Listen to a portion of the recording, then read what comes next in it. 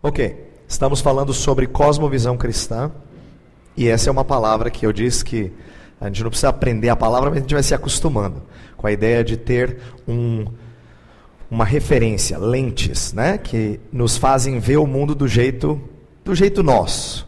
Então, assim, a gente interpreta as situações a partir dessas lentes que a gente tem. Cada um lê de um jeito diferente. Às vezes uma mesma situação, para você não tem problema, para o outro incomoda. Né? Nós temos situações assim no nosso dia a dia. De pessoas que fazem leitura diferente de certas situações. Pois bem, eu falei de cosmovisão no primeiro dia, tentando mostrar na primeira parte que cosmovisão é uma coisa que está no mais profundo do nosso ser. Ele é anterior a todo tipo de juízo que a gente faz. É também anterior às nossas ações. A gente age baseado na nossa cosmovisão, baseado naquilo que está sedimentado no coração. Nós falamos do coração como sendo importante porque a Bíblia fala que nós somos o reflexo do que é o nosso coração. A gente só consegue esconder isso quando a gente cresce e fica esperto em usar máscaras. Eu até falei que a criança, ela normalmente é muito franca. Você vê o egoísmo da criança com mais facilidade. Eu tenho um menininho que tem quase 2 anos. O brinquedo que é dele. O brinquedo que está perto dele é dele. O que está na mão da outra criança é dele. O que não é dele é dele. O que ele acha que é dele. Entendeu? Então ele sabe usar essa palavra com muita facilidade. É meu. É meu. Nós somos mais polidos. A gente usa mais máscaras. Não significa que a gente perdeu de ser egoísta, não. É que a gente é mais educado. A gente consegue disfarçar algumas dessas coisas. Por isso que, à medida que Deus sonda o nosso coração, a gente entende melhor o que está lá dentro. E de como muitas vezes nós temos uma cosmovisão que não está batendo em tudo com as Escrituras Sagradas. E precisa ser reformulada. Precisa ser trabalhada. Então, depois de ter explicado um pouco sobre o que é cosmovisão, e aí a gente usou aquelas ilustrações do iceberg, da casa e dos fundamentos da casa, das lentes. Depois de falar tudo aquilo, nós falamos de como o ser humano tem um problema, o evangélico em geral. Tem um problema, isso é presente fora do contexto evangélico, mas nós evangélicos temos aceitado uma dicotomia que é própria dos nossos tempos, de sagrado, secular, santo e profano, e acabamos por achar que as coisas aprendidas na igreja estão mais ligadas àquilo que é sagrado, e não temos muita noção de como aplicar isso ao chamado secular. E dei exemplos vários disso. Ontem nós falamos de criação, e aí eu tentei mostrar como a criação é o primeiro elemento da história da humanidade, importante para você apropriar-se dele e viver à luz dele.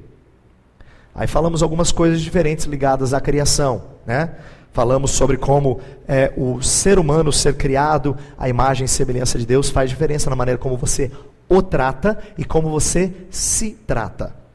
Falamos também sobre a ordem criacional. Eu li aquele texto de Isaías 28 com vocês, que fala que até o jeito de arar a terra, Deus ensina o agricultor. De como Deus colocou coisas na criação. De como Ele colocou uma estrutura. Tá bom, obrigado. De como Ele colocou uma estrutura na criação e que tudo depende agora Ele espera que nós tomemos a direção correta. Né? Nós falamos de estrutura e direção, de como Deus nos colocou naquilo que Ele criou, né, na criação, como gerentes da loja, eu usei essa expressão. Nos deu o mandato cultural, isto é, Deus não só deu regras para que nós nos relacionássemos com Ele, com o próximo, mas também com o restante da criação. E falamos de como nós temos que entender que tudo que nós fazemos nessa área também honra o Senhor. Não é verdade que Deus só é honrado com cânticos de louvor. Cânticos de louvor são uma forma belíssima e recomendada pelas Escrituras. Mas o Senhor é louvado por coisas até muito estranhas. Salmo 76, 10 fala: até a ira humana há de louvar-te.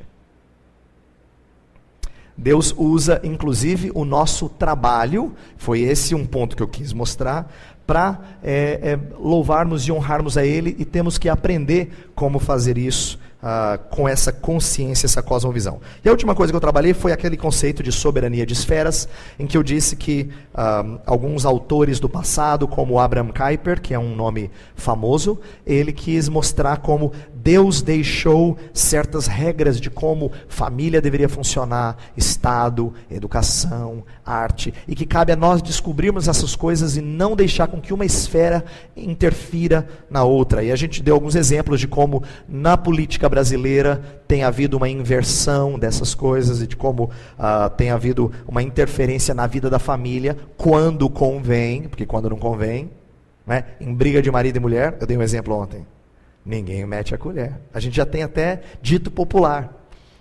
A política só deu uma lei a esse aspecto, quando eu falei lá da questão do divórcio, né? Então, nós falamos um pouco sobre essas questões, e hoje eu vou entrar então no segundo ponto, no segundo pilar histórico da cosmovisão cristã. Então falamos de criação, hoje vamos falar de queda. E eu disse no início da palavra de ontem, que não é simplesmente, não se tratam simplesmente de conceitos. Essas coisas têm que descer ao mais profundo do nosso ser, que é o coração, para que a gente leia o mundo, isso é, interprete o mundo e viva neste mundo e haja neste mundo à luz desses acontecimentos. A queda diz respeito ao pecado do primeiro casal que trouxe consequências universais. E por causa do pecado do primeiro homem, o pecado veio a todo homem, diz Romanos capítulo 5. Então a gente vai estudar o conceito de queda.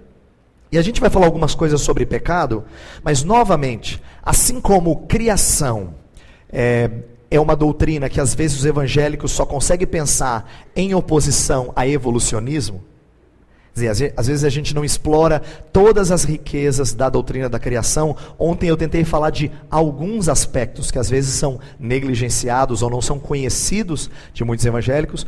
Hoje eu vou tentar fazer o mesmo, mostrar que a doutrina do pecado, a queda, né, ela não deve ser entendida só nos moldes que a gente está acostumado, mas ela tem algumas implicações, algumas coisas que talvez a gente não esteja habituado a pensar. E eu estou aqui para tentar ajudá-lo a pensar nessas coisas e a aplicar isso para o nosso viver diário, tá bem? Então eu quero começar falando da queda e de uma doutrina que é bastante conhecida, depravação total. Antes de ler o que está aqui no slide, deixa eu colocar o seguinte. Essa doutrina, ela é conhecida como um dos chamados 5 pontos do calvinismo. E eu quero tentar mostrar em que sentido ela representa algumas coisas importantes para o nosso caminhar. Isto é, não é só estudo de teologia, mas o que isso significa à medida que a gente pensa sobre pecado. Tá? Meu ponto vai ser começar dizendo que a queda não afeta só parte da nossa vida. Ela afeta toda a nossa vida. Uma ilustração que autores do passado usaram, eles disseram assim: tem crente que acha que queda é como cair do primeiro andar. Você quebra um braço, mas você sobrevive. Não, na Bíblia a queda é cair de 4.000 metros sem paraquedas. Você morre, não tem jeito. Porque a Bíblia chama o pecador morto em seus delitos e pecados. Ele não é alguém que está fragilizado, mas pode clamar ao Senhor por si próprio, pedindo ao Senhor que venha em seu socorro. A não ser que Deus lhe dê vida, ele não consegue fazer isso por si só. Esse é o conceito que a gente está acostumado a trabalhar em depravação total. Vamos pensar em algumas outras coisas aqui. Pecado não é só uma quebra do mandato espiritual ou do social, mas também do cultural. Lembra? A maneira como a gente lida com a criação também tem que honrar o Senhor. E se nós desonramos o Senhor, nós somos pecadores em fazê-lo. Então, meu ponto é mostrar que em todas as áreas da nossa vida, nós podemos ser omissos em nossas tarefas e com isso estarmos aquém daquilo que o Senhor Deus espera de nós. O sentido do adjetivo total na expressão depravação total, eu coloquei entre aspas de propósito, porque às vezes essa doutrina ela é mal compreendida. Quer ver? Ó? Se eu chego para uma pessoa e falo assim, então, nós cremos que o homem é totalmente depravado. Falou, por favor, meu. Ei, você acha que eu só faço bobagem? Eu também sei fazer umas coisas, eu tenho meus erros, mas eu não sou tão ruim assim. Esse tipo de reação que alguém tem ao que eu acabei de falar, está mais ou menos certo. Por quê? Não foi explicado para ele o que é depravação total. Total, não no sentido de no máximo das potencialidades, mas total no sentido da abrangência do pecado. Deixa eu dar o seguinte exemplo. Vamos supor que a gente esteja num lugar com uma piscina que acabou de ser suja. Caiu muita sujeira lá. Mas a sujeira, por ela ser mais leve do que a água, ela boiou. Se alguém viesse a mergulhar naquela piscina, eu diria assim, ela não tem sujeira da superfície até embaixo, mas ela tem sujeira em toda a sua superfície. A ideia é a seguinte, eu estou usando essa ilustração para tentar ajudar você a entender que quando a Bíblia fala de depravação total, ela não está falando que, ela fala desse conceito, ela não usa essa expressão, mas ela coloca esse conceito, ela não está dizendo que cada ser humano faz aquilo que há de pior no máximo das capacidades o tempo todo. Não, pelo contrário. Eu e você temos vizinho gente boa, aquele que a gente sempre diz, só falta... Tá vendo? Vocês até sabem. Por quê? Porque a gente conhece gente assim. Gente que não ama o Senhor, mas que é decente, que é ordeiro, que é honesto, não é? Então, quando a Bíblia fala de conceito do pecado e a gente entende depravação total, não estamos falando total na capacidade de fazer, ou em sempre executar a total capacidade de maldade, não é isso? Mas é de abrangência. E aqui vem então a minha aplicação. Nós não podemos achar que tenha alguma área da nossa vida que não foi afetada pelo pecado. Não, nós entendemos que todas as áreas da nossa vida foram afetadas pelo pecado. Qualquer coisa que você faça, infelizmente, provém de um coração pecaminoso. Jeremias 17:9, que está aí, fala, enganoso é o coração mais do que todas as coisas e desesperadamente corrupto. Quem o conhecerá?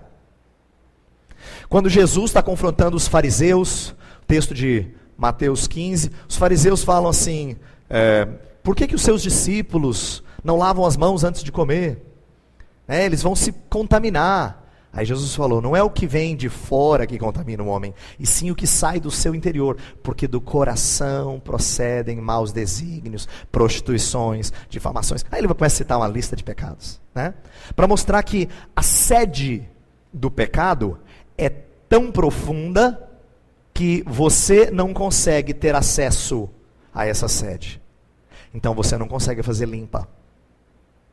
Lembra que eu falei ontem sobre, eu estava falando de coração, repetindo algumas coisas que eu falei na segunda, e eu disse assim, o coração a gente até pode preencher de coisas boas, isto é como se você não tivesse acesso, mas você pudesse só jogar algumas coisas boas lá, né? Seja isso que ocupe o vosso pensamento, eu citei Filipenses 4, verso 8 e tal. Então se você colocar coisas boas, guarda no coração as tuas palavras para não pecar contra ti, você tem condições de gradativamente, por obra do Espírito Santo, purificá-lo.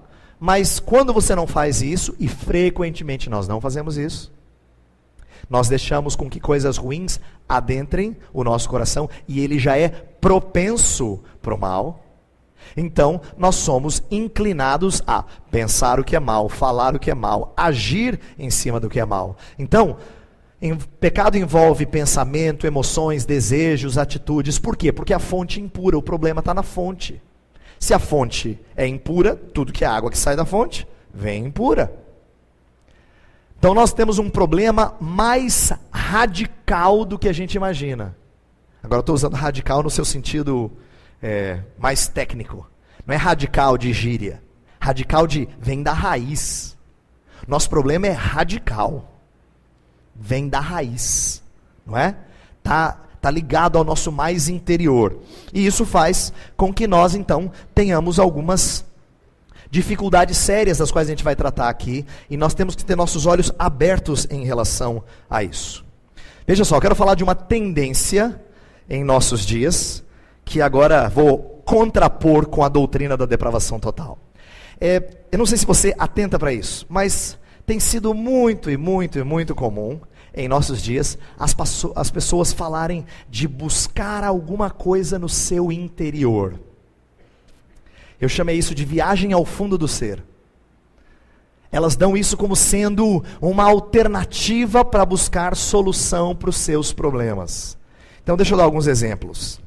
Olhar para dentro de si a fim de buscar força e superar obstáculos. Em várias áreas. Músicas, filmes. Frequentemente você vai ouvir alguma coisa assim. Encontre o herói dentro de você.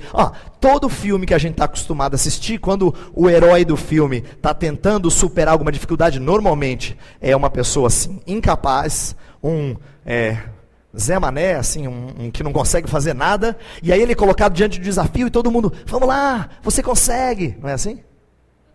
Todo filme, você consegue. Porque todo filme tem a ver com motivar as pessoas. A gente gosta de assistir filme assim. A maioria dos filmes que a gente assiste estão ligados a esse tipo de motivação.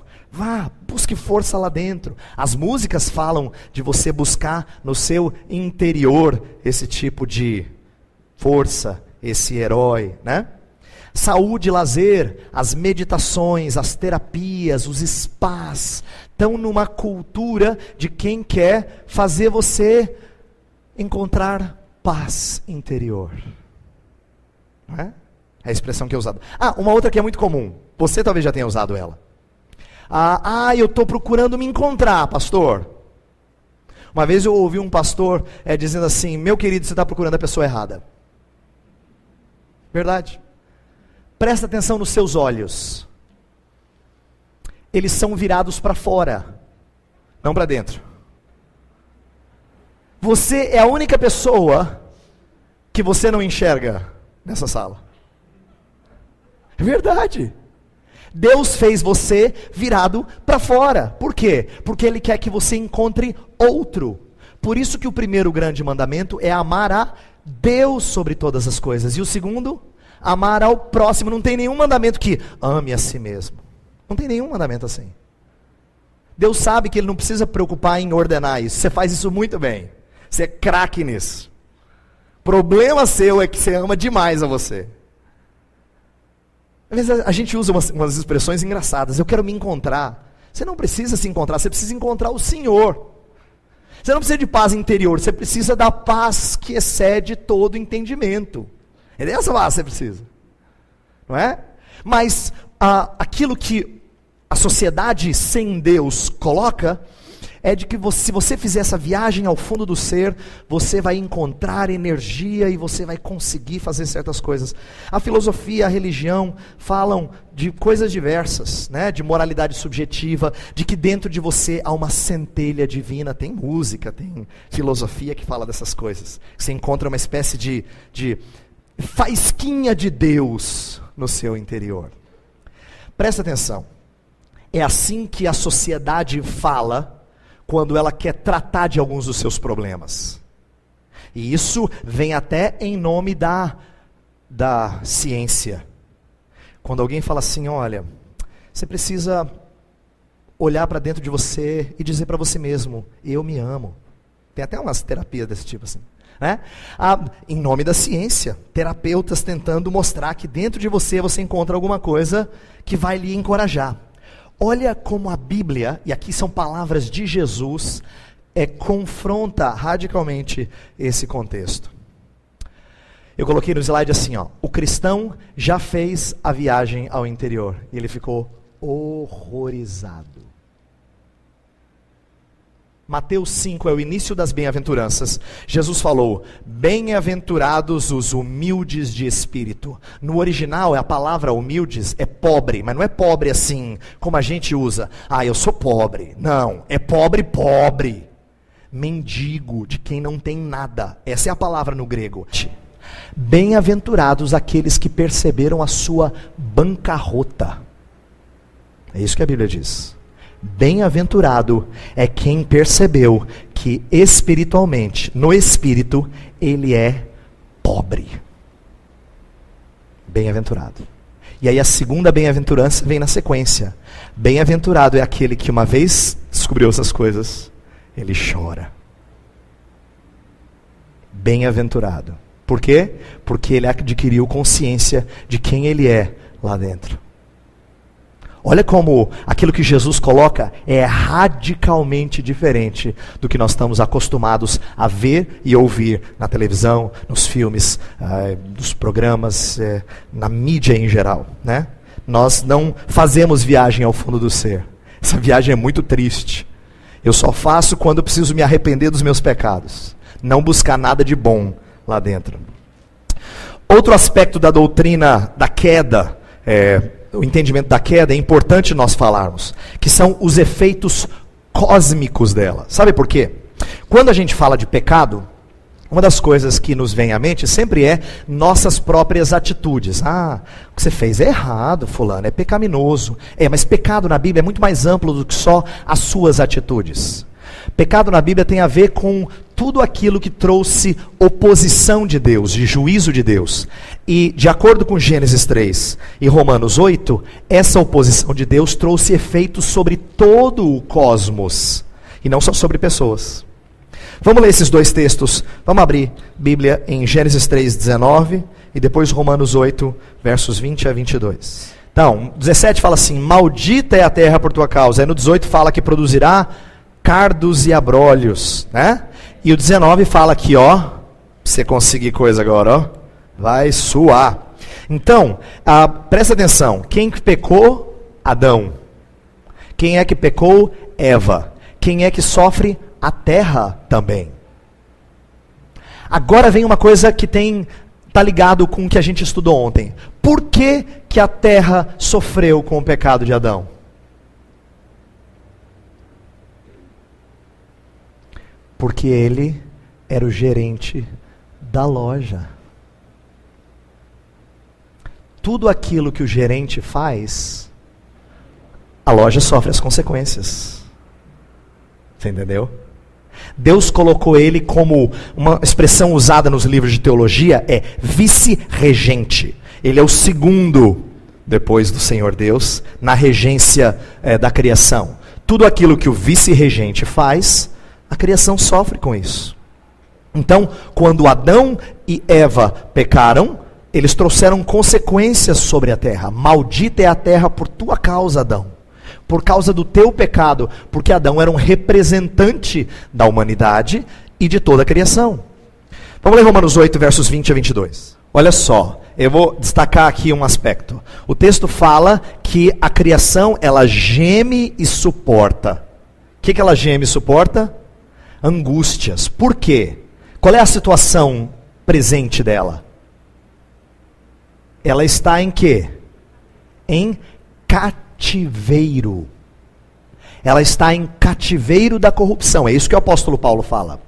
A criação geme e suporta. Ela está assim, clamando que venham os filhos de Deus, a manifestação dos filhos de Deus, isto é, a volta do Senhor e o término das coisas, porque no presente momento ela está sob cativeiro, debaixo de corrupção. Então presta atenção, tanto o texto de Gênesis quanto o texto de Romanos falam que não é só o ser humano que sofre com esse negócio de pecado.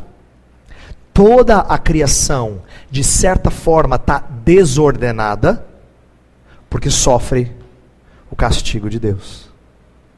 Então, quando a gente estuda a criação, quando a gente explora a criação, e quando a gente vê deformidades na criação, pode ficar certo disso. Você está vendo os resultados do pecado, da queda. Então, pecado não é só uma coisa que eu e você praticamos. A doutrina do pecado na Bíblia é muito mais ampla. Então, ela não tem a ver só com as minhas atitudes. Ela tem a ver com tudo que o universo sofreu por causa da atitude do primeiro Adão, que era o representante de Deus na criação. Então, isso é muito sério e bastante abrangente. Olha só, as estruturas da sociedade, Estado, família, sexualidade, arte, tecnologia e outras, foram corrompidas pelo pecado. O reformado tem uma explicação do porquê o mundo está indo de mal a pior. Opressão, pobreza, divórcios, guerras têm explicação. Agora deixa eu fazer uma pausa aqui. Eu lembrei de uma história de ouvir certo pregador que uma vez foi convidado para falar numa universidade sobre a visão cristã de sexualidade. Ele disse assim, isso não é muito popular não, eu vou lá e eles vão me malhar. Então ele começou com uma maneira muito interessante.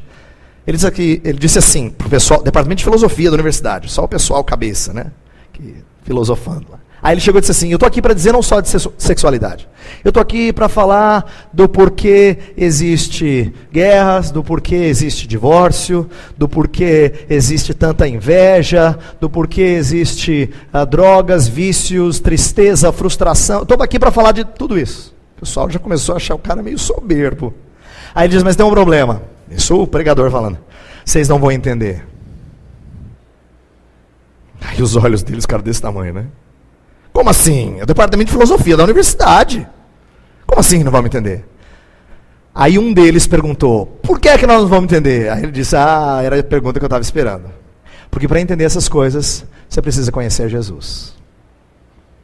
O que esse pregador estava dizendo? Ele estava dizendo assim, olha, para você enxergar o mundo e entender o porquê essas coisas acontecem, você tem que ter uma cosmovisão cristã. Se você não tiver, você vai ter um entendimento equivocado e utópico do ser humano. A razão pela qual nós podemos entender, quando eu falo entender, não é que a gente tem todas as respostas, mas a gente sabe por que existem guerras. A gente sabe por que existem opressões, pobrezas, divórcios, brigas, violência. A gente sabe. Tem como raiz aquilo que a Bíblia chama de pecado. Então, repito, pecado não é uma coisa ligada só àquilo que você ou alguém da sua família pratica de errado. É muito mais amplo do que a gente está acostumado a ponderar. Por isso, nosso engajamento com estruturas sociais precisa ser cônscio dessa realidade pecaminosa do ser humano. Eu creio que nós temos que ter, ao mesmo tempo que desejos de servir ao Senhor, onde Deus nos colocar, nós temos que ter consciência de que não cabe a nós fazer transformação radical. Nós estamos num contexto de cativeiro da corrupção. Tá?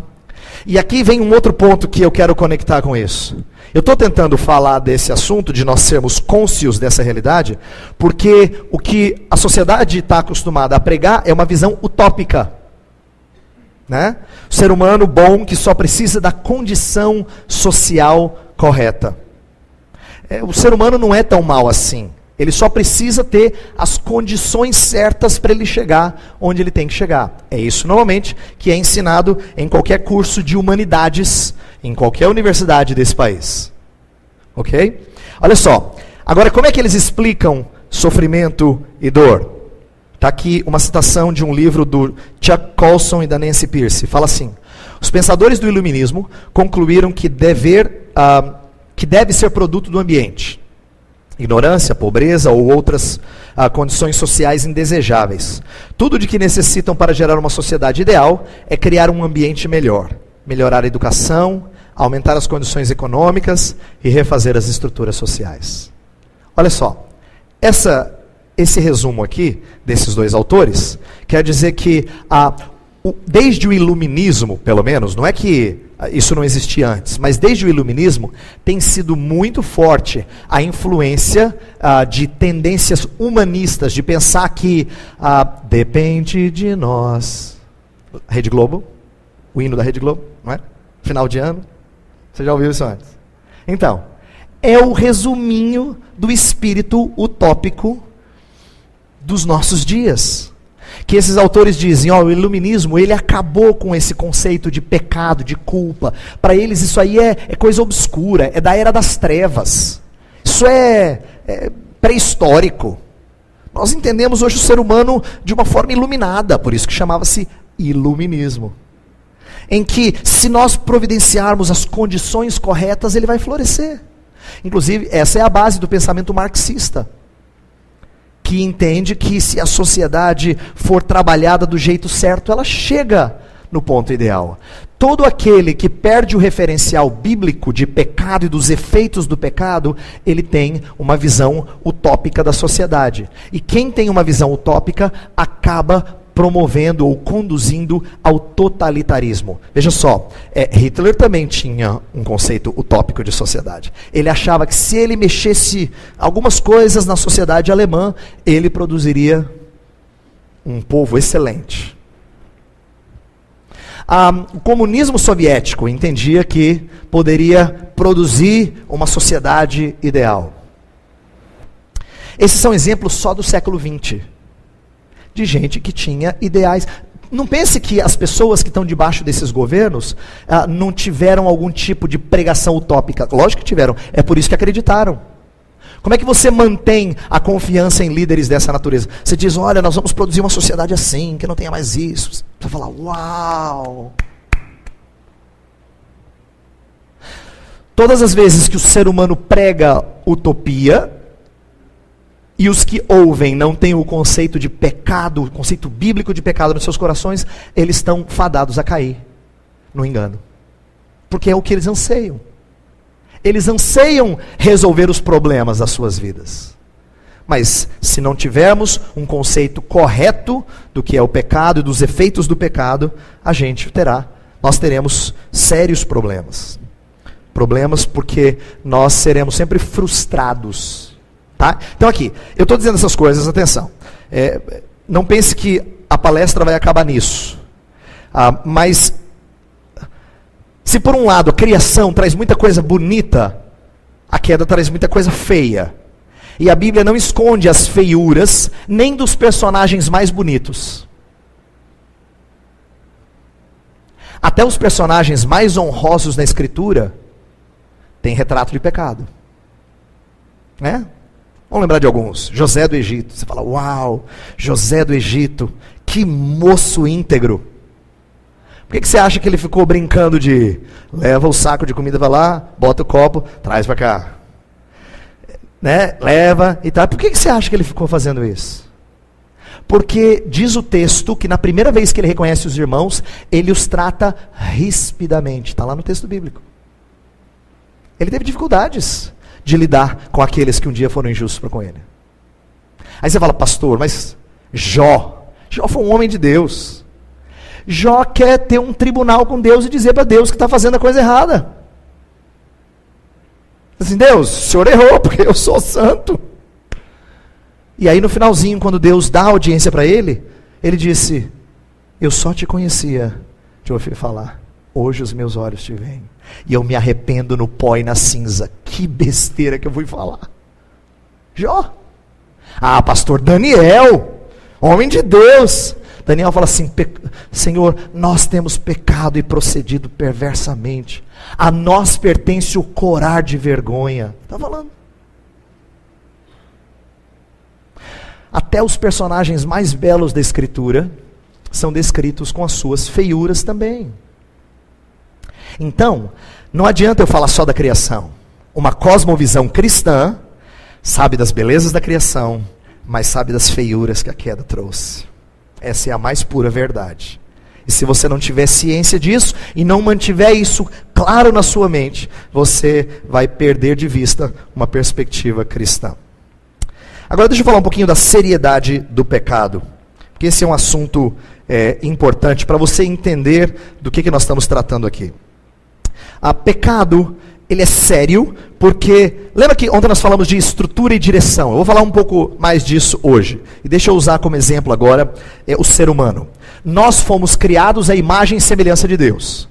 Aí eu falei ontem que Não é porque alguém não ama Cristo Jesus que ele não é imagem e semelhança de Deus. A gente leu 2 textos, um do Antigo e um do Novo, para mostrar que Deus usa isso, isto é, o ser imagem de Deus, como base para não matar alguém, para não ofender alguém com a língua. Então, Deus está considerando todo homem como imagem e semelhança dele. Ainda que desfigurada, imagem e semelhança. Presta atenção.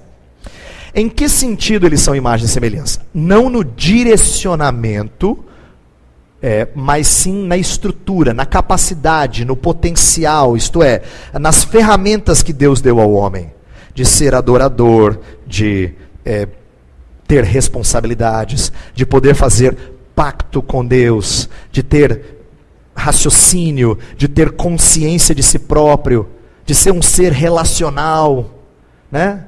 Tudo isso são características próprias, além de várias outras. Agora atenção. Todas as características, a gente poderia acrescentar mais. O homem tem senso de estética, de beleza. Ele tem criatividade. O ser humano é fantástico porque ele consegue criar coisas. Ele é o único que imita o Criador, no sentido que ele é capaz de produzir coisas com a criação. Nenhum outro ser consegue produzir coisas com a criação. O ser humano consegue.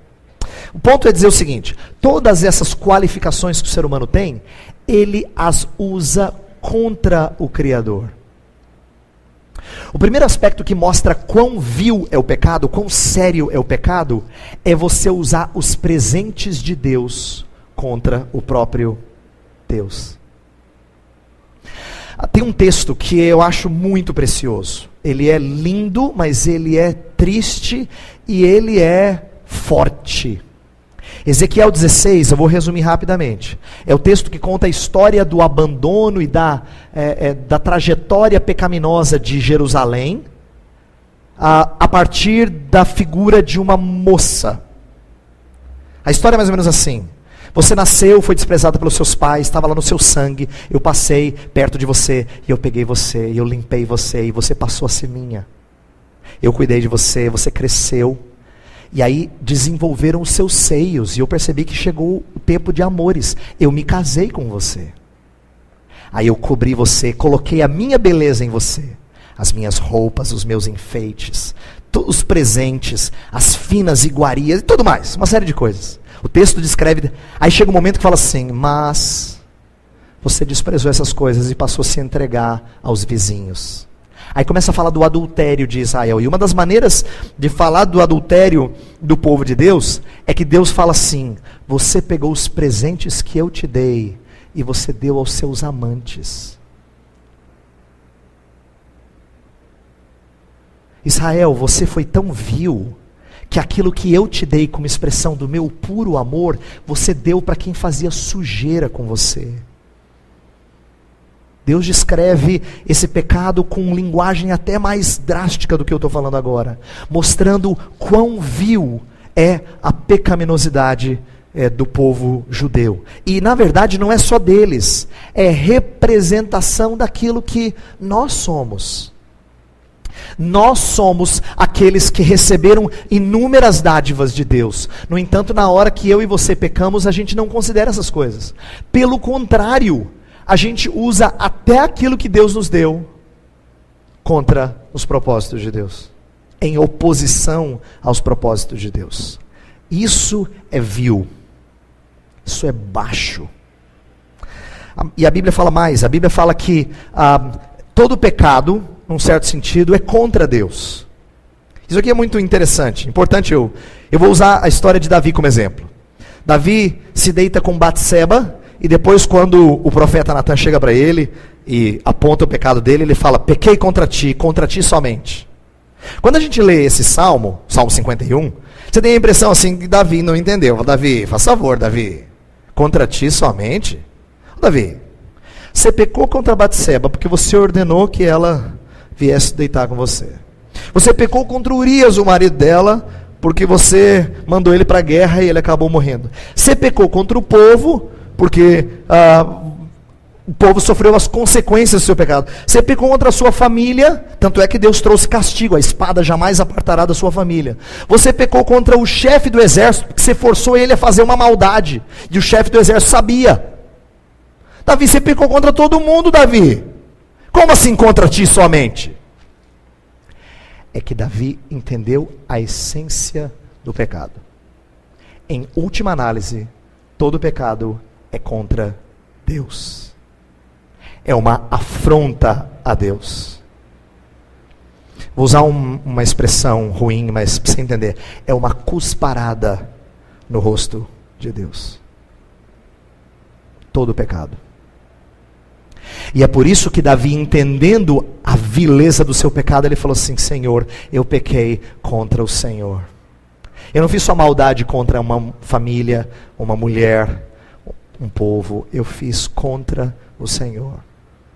De acordo com 1 João 3, o pecado é a transgressão da lei de Deus. Daí dá para você entender a vileza do pecado. Por quê? Porque o pecado é proporcional à pessoa a quem se ofende. Para pensar nisso. Se você está com alguém que é muito próximo a você, e você sabe que é uma pessoa simples, você faz alguma coisa contra ele, contra ela, você faz, mas ela vai entender, é gente boa.